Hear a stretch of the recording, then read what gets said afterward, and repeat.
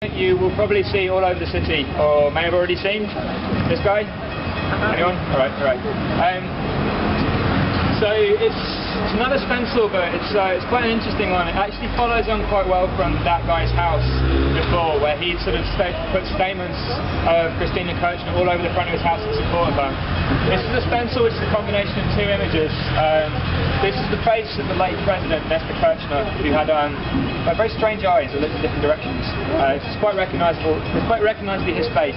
But the suit is of a very classic Argentine comic character called the Eternauta, which was this comic strip in the 50s that had the basic premise is that a radioactive snow fell in Buenos Aires, wiping out pretty much the whole population, apart from a small band of survivors who then had to repel an alien invasion.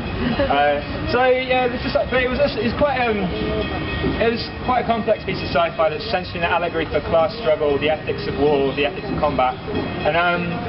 But the writer behind the comic strip, called Hector Osterheld, he started it originally as a piece of sci-fi in the 50s. He restarted the comic strip in the 70s, when Argentina was sort of basically like drifting towards fascism and the dictatorship.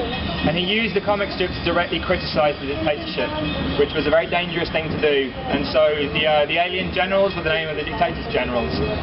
It became sort of like a fairly direct metaphor for what was happening in Argentina.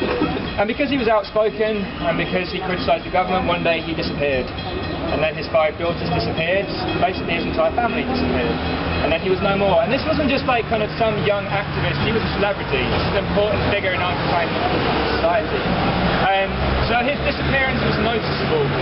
But I don't know, this kind of comic strip took on this different weight to it. That originally it was about Buenos Aires in difficult times, in toxic conditions, struggling against oppression, but it took on this sort of different quality that it represented struggle against like political force, against state force.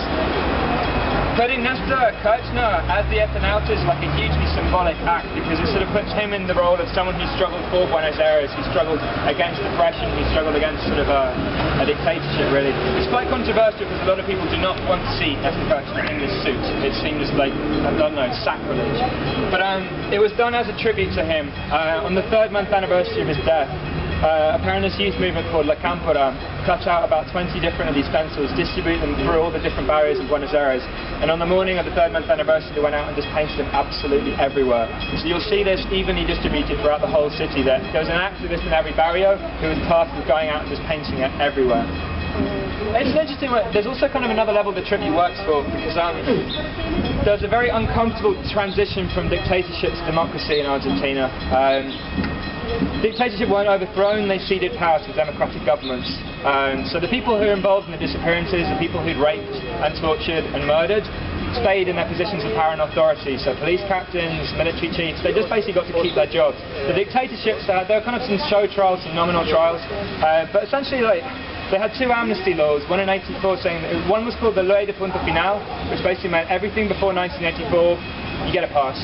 And then the other one was the Ley de la Obediencia, which was basically saying you can always say you are only following orders. And those 2 amnesties essentially protected everyone who was involved in the disappearances.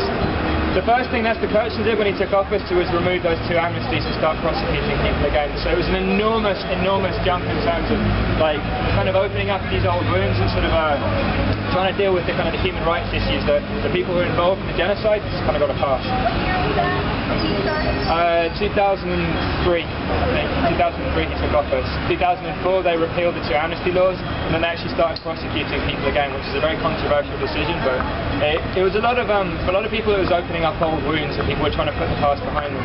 The next place we're going to, we're actually heading to where the Cámpora have their centre, so I'm going to explain that point a little bit more.